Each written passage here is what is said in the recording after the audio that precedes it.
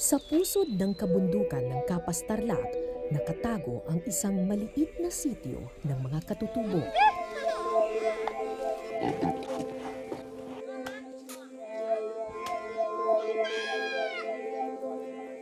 Marami sa mga babae sa sityong ito may isang kakaibang sakit. Isang sakit na matagal nang burado sa maraming parte ng mundo.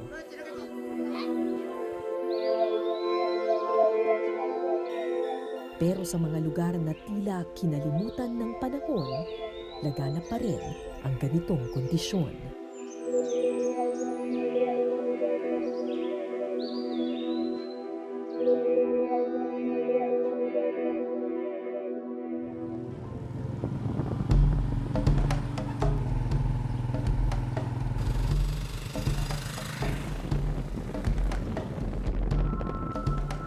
Sa totoo lang, di naman ganun kaliblib ang sityo Kawayan.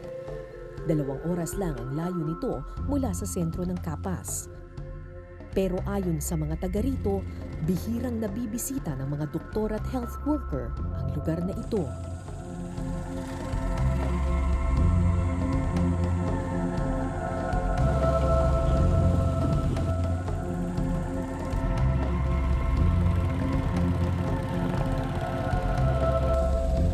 Makalipas ang ilang oras na bundok at tawid ilog, narating din namin ang sityo ng mga katutubo.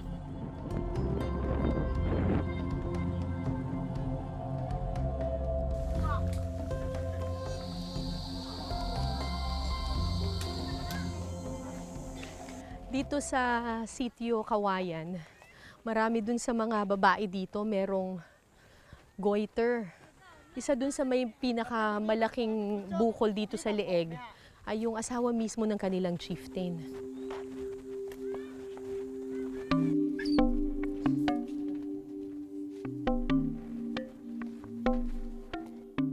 Hi, hello Tay. Kumusta po? Ilang taon nang tinitiis ni Labinet ang bukol sa kanyang leeg. Hindi nila alam kung bakit, pero tila may kinalaman daw ito sa pagbubuntis. Ang sinasabi niyo po pagkatapos niyang manganak ng Ikatatlo po. ikatatlo, Yun na po. Lumabas na po yung ano niya, yung goiter niya. malaki na kaagad? Hindi po. Nagsimula po sa maliit. Gaano kaliit po? Halos bukol lang po yung pinagsimulan niya. Aha. Tapos lumaki na po, lumaki yun hanggang sa lumaki na po yun. Ano, tuwing nanganganak siya? Tuwing nanganganak sa lumalaki po yun. Noon kasi wala pa siyang binata pa siya, walang gan. Dalaga pa siya? Dalaga pa siya, wala siyang goiter po. Goiter ang tawag sa kondisyon kung saan lumalaki ang thyroid gland na matatagpuan sa ating leeg. Masakit po? Makita. Ha? Masakit? Sa anong masakit? Ito pag hinawakan dito, masakit? Ha? Pag pumupunta sa Ang masakit dito sa tenga. Pero ito mismo, hindi ito masakit. pag lumutay, pag magpasampu siya ng mabigat.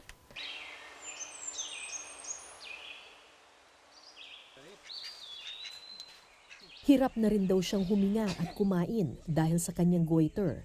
Pero ni minsan, di pa natingnan ng doktor ang bukol sa leeg ni Labinet. Ba't di niyo po pinagamot? Wala pong nagagamot sa kanya. Ba't po walang nagagamot? Kasi po, hindi pa po na ipa-check up sa kwan dahil wala pa pong tumulong na mag-check up sa kanya. Ba't hindi po kayo magpunta sa ospital? Masyado bang malayo? Ano? Malayo po. Hindi po. Naglalakad lang po kami, ma'am. Naglalakad lang kayo? Opo. Gaano kahaba yung lakad? 8 oras po yun. Nasa 8 hours hanggang sa 9. At kung mag-aarkila ng habal-habal, aabuti ng mahigit 500 piso ang gastusin. Malaking pera para sa mga katutubo na ang tanging ikinabubuhay lamang ay pagtatanim. Marami ba dito sa lugar ninyo hindi nakakakita ng doktor? Marami po.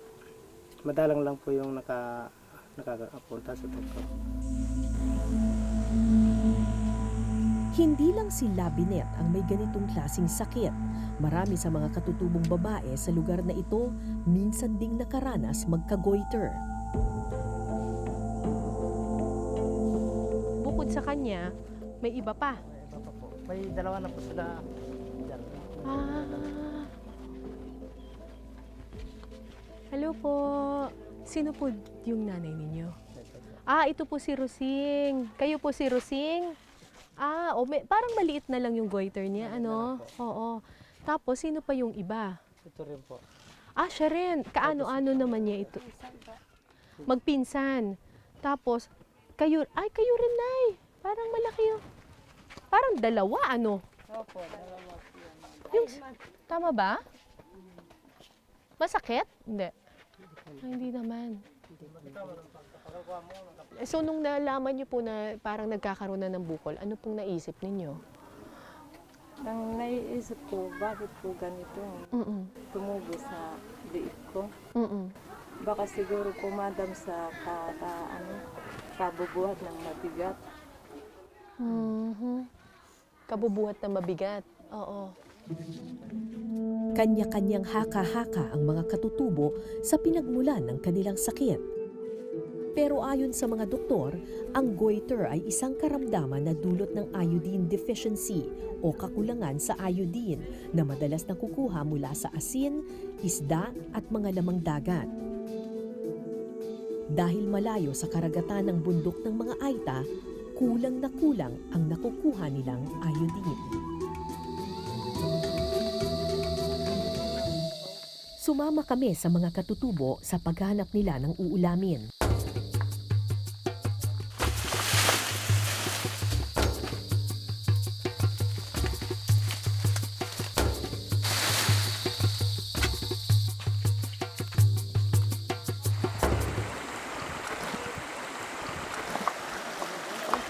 Pagkatapos manguha ng puso ng saging ng mga lalaki, nagtungo naman sa ilog ang ilang bata't matanda.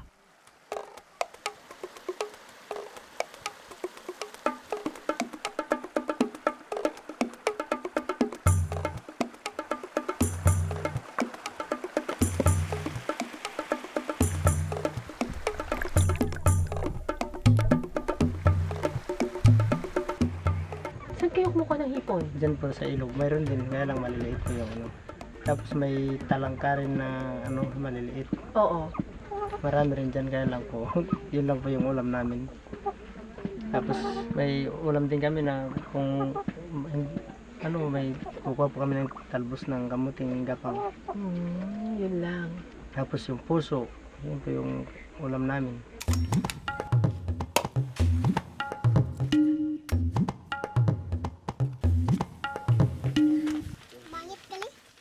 Maswerte pa nga raw at may talangka ngayong araw.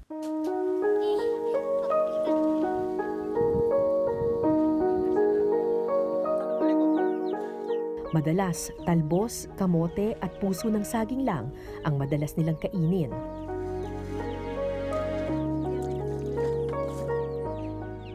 Halos burado na sa ibang bansa ang sakit na goiter dahil ito sa iodized salt program ng iba't ibang gobyerno. Nilayon din ito ng Pilipinas noon, pero sa mga lugar tulad ng Sitio Kawayan na salat sa pagkain at di umaabot ultimo asin, ang sakit na goiter ay laganap pa rin. Kailangan mo, sabi nila, makakain ka ng isda ng dagat. Wala naman dagat dito sa amin, mahirap. Eh yung ano, asin. Yung asin, iodized na, pero madalang lang kami nakakakuha doon sa bayan. Wala rin daw nakakaabot sa kanilang gamot at tulong medikal. At takot din silang bumaba ng bayan para magpa-ospital. Takot kayong ma-injectionan. Bakit po? Iwan ko. Sa mga kultura ng Aita talagang ganyan. Takot sa inject. So ano pong balak nyo na lang dyan sa goiter ninyo? Basta bahala na yung Jesus. Kung kailan puputok, tanggapin na lang. Puputok? Sino Sabi nagsabing puputok? kasi nila puputok. Sabi ko naman, kahit puputok, kung kalooban ng Panginoon nagpuputok, tanggapin na lang kasi yun ang kapalaran. Dahil hindi sila nabibisita ng mga health worker at doktor, Sa pagdaan ng panahon, naghabi na ng kung ano-anong paniniwala ang mga katutubo ukol sa kanilang sakit. Ang iba naman, sadyang may takot sa doktor at gamot. Gandang araw po. Kilala niyo po yung... May isa pa daw po ditong may... Oo, yung Let ang pangalan. Let.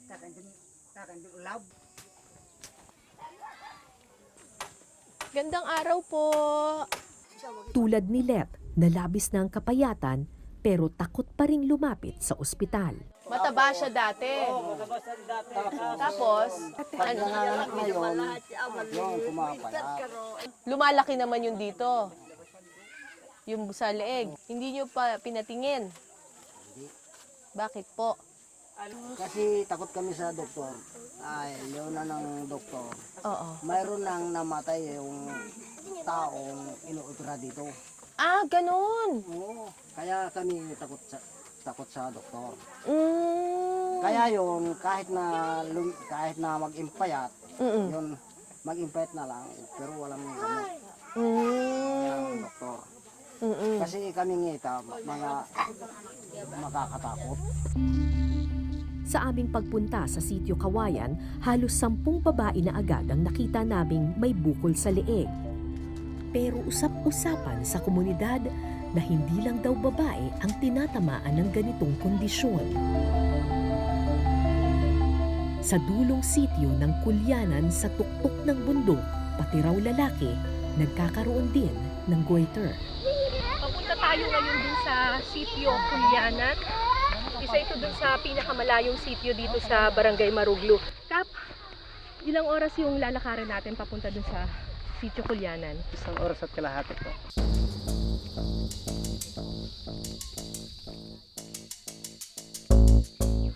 So yung mga nandoon, hindi na talaga nakakakita ng doktor or anuman. So, hindi na po sila talagang nakakakita ng doktor dahil malayo po ang kanilang lugar.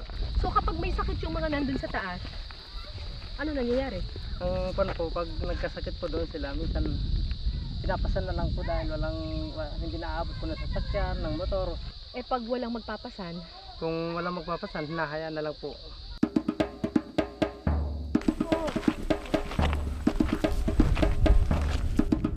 punta natin.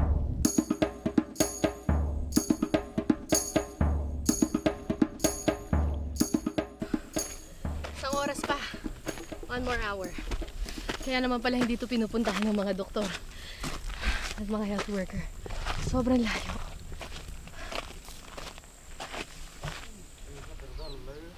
Habang paakyat kami ng sitio Kulyanan, nadaanan namin ang ilang mga maliliit na kubo. At pati rito, problema rin ang sakit na goiter. Makalipas ang 2 oras na lakad, narating din namin ang dulong sitio ng Kulyanan. Ito yung isa sa mga ginagawa ng mga katutubong babae dito sa bundok. Nagtatanim sila ng iba't ibang root crops at pati rin ng gabi.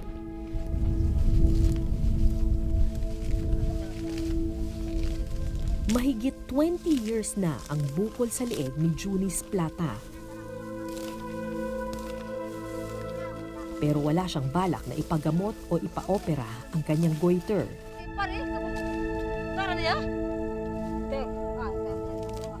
Tulad ng maraming taga rito, nasanay na si Junis na tiisin at hayaan na lang ang kanyang sakit. Hindi po ba masakit? Hindi po. Nagbubuhat po mabigat. Ito pong sinasabi ko po sa inyo po, ito puso. Magbubuhat. Siyempre, pagbili ng pagkain. Kaya niyo pa po. Opo. Oo. Siyempre, wala na kaming pagbili ng pagkain. Oo. Nung hindi mamunguso ito po, Oo. talaga pong kasi po mahirap ko talagang aita. Pero hindi lang mga babae ang tinatamaan ng goiter. Tao po. Ay, gandang araw po, Nay. Ay, may lalaki pala.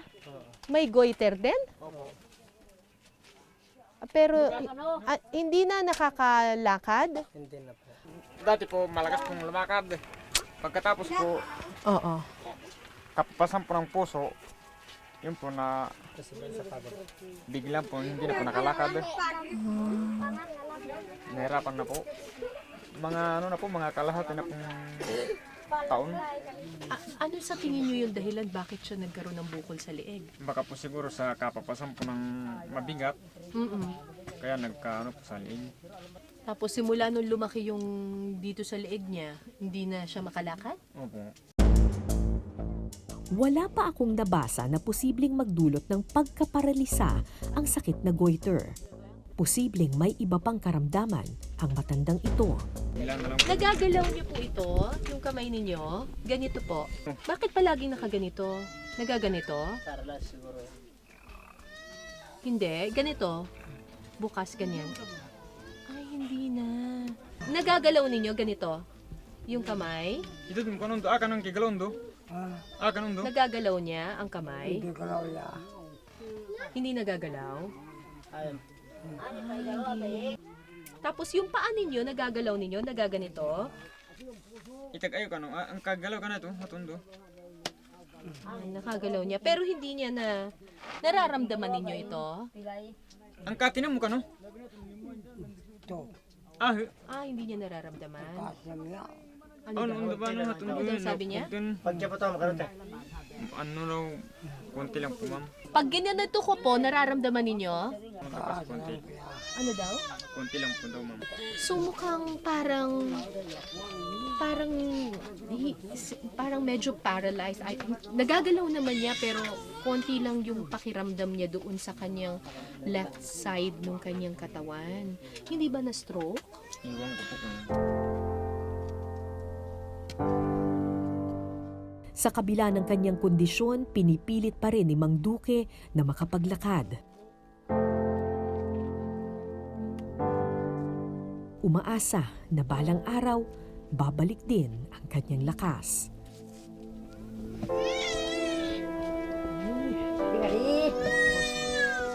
Habang ang kanyang asawa naman, abala sa pag-aalaga at paghahanda ng kanyang makakain. Isang mangkok ng berdeng munggo o beans ang nasa kusina. Ito raw ang pagkain nila araw-araw. Ay, anong pangalan po nito? Kardis, Kardis. Saan niyo po ito nakukuha? doon sa kaingin. Sa kaingin. Bukod po sa kardis, ano pa po ang kinakain ninyo? Yan yung araw-araw. Yan ang araw-araw. May bigas din. Meron bigas. Bigas at saka kardis. Saka pagsabaw, paggulay. Kung totoong ito nga lang ang kinakain ng mga taga-sitio Kulyanan, hindi nakapagtatakang maging laganap nga sa lugar na ito ang iodine deficiency. Sino pa po yung ibang mga may... Kinausap ko ang mag-anak at hinikayat na bumaba sa bundok para magpagamot. Gusto niyo po bang pumunta sa ospital o ayaw ninyo? O gusto niyo gamot lang? Pero ilang beses mang pilitin ng anak ang ama, tumanggi ang matanda. kano mabay montaro? Hello, Ikaw sa kadam. doktor? Ikaw sa kadam. Ayaw po na.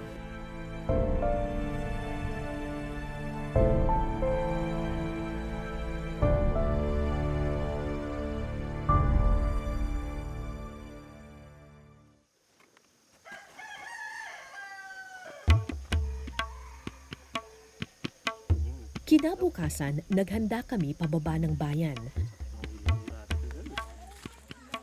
Hindi man namin nahikayat si Mang Duque na bumaba ng bundok, pumayag ang isa sa kanila na magpatingin sa doktor. Si Labinet na siyang may pinakamalaking bukol sa sitio Kawayan.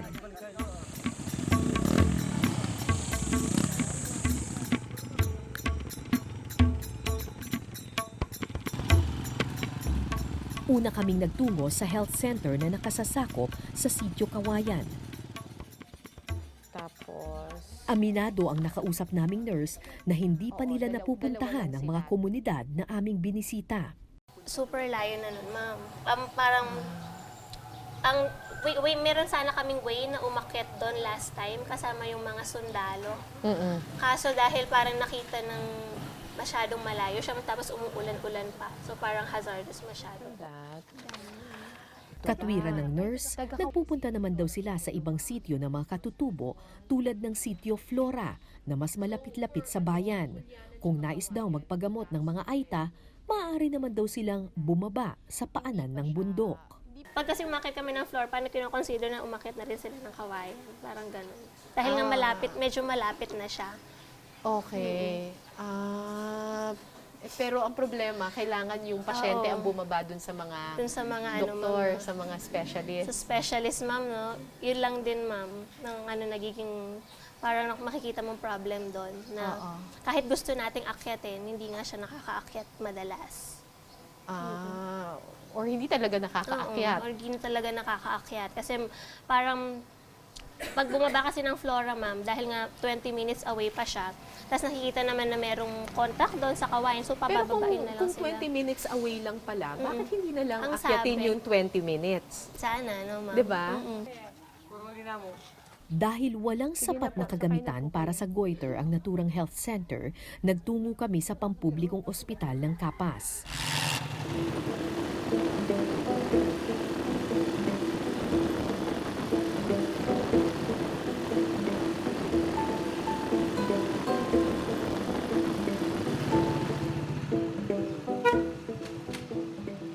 Ito ang unang beses na makakapasok sa ospital si Labinet.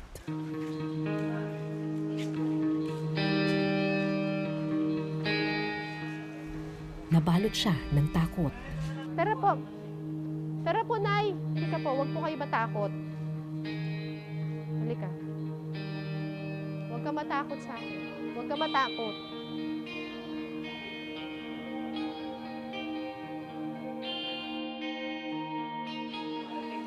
Akala ko operahan, ganyan. Di ba hindi naman kailangan sa operahan pag... Pag ganyan po kalaki na operahan.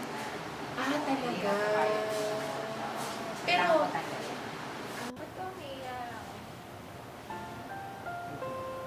Pag ganyan po kasi kalaki, Oo. kasi nakakompromise. Ba't kayo umiyak na yun? Huwag po kayo umiyak. Hindi po namin kayo papa-operahan. Huwag pa kayo umiyak.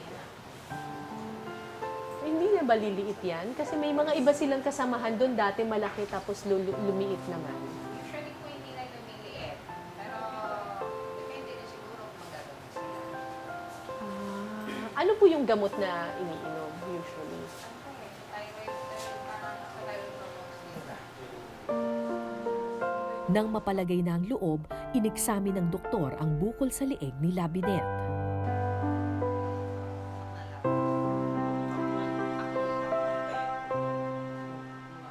Ang magandang balita, hindi nakamamatay ang sakit na goiter.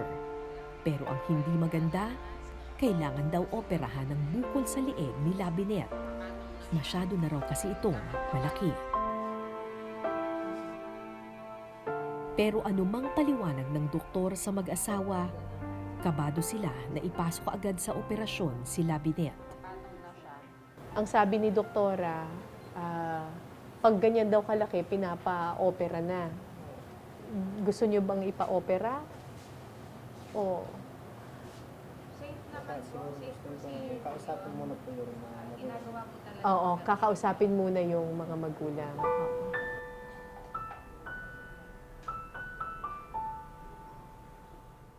Kaya nagdesisyon kaming pakunan na lang siya ng blood test para malaman kung gaano kalaganap ang problema sa kanyang thyroid gland.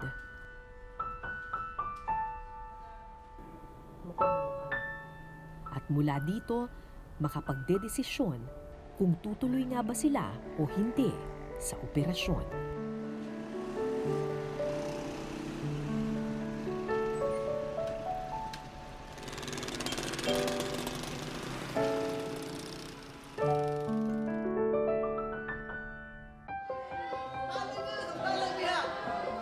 Yahabi mo, Panginoon, ay patuloy yun. Bayriha, kahipan na, na ay kay kaatagun. Maitag ay, nuay kaya Diyos yun na. Sa kanilang pag-uwi sa bundok, dumulog sa kapilya ang mag-asawa. Sa mga komunidad na malayo sa doktor at tulong medikal, ang lahat ng bagay ay ipinapaubaya na lang sa Diyos at kapalaran. Nagmahal sa amin. narapat ko namin padama ang tunay niyong pagmamahal sa amin, Panginoon. Sa totoo lang, ang goiter ay isang lumang sakit na matagal nang nahanapan ng solusyon. Maaari itong agapan at sugpuin, kaya nga burado na sa maraming bansa ang sakit na ito.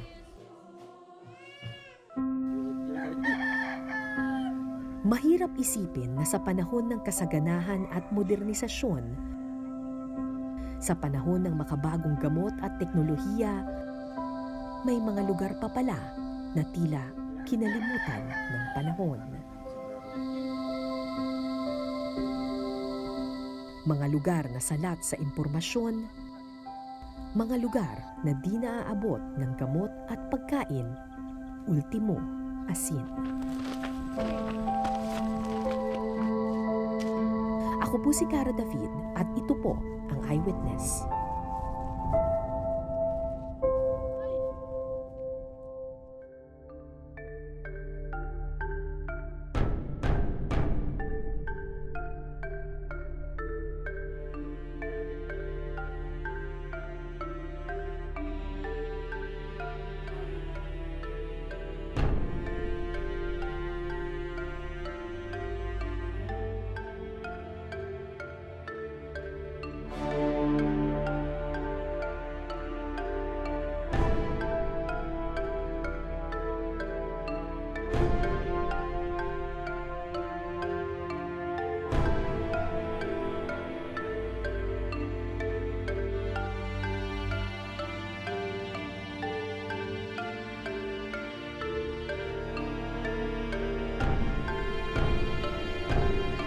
Maraming salamat sa pagtutok ninyo sa Eyewitness mga kapuso. Anong masasabi ninyo sa dokumentaryong ito?